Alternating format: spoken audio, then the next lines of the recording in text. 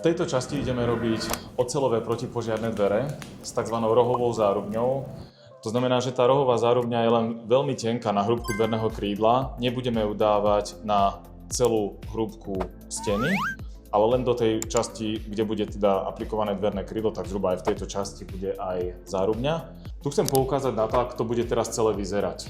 Keď dodáme oceľové dvere, tak posadíme ich do otvoru, vycentrujeme presne do lasera, nakotvíme, priestor medzi múrom a našou zárubňou vyplníme betónovou zmesou a potom odchádzame.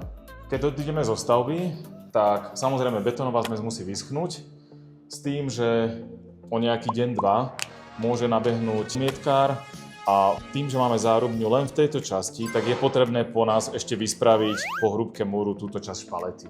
Tým pádom sa robí pekná pohľadová plocha a budeme mať osadené oceľové protipožiarne dvere.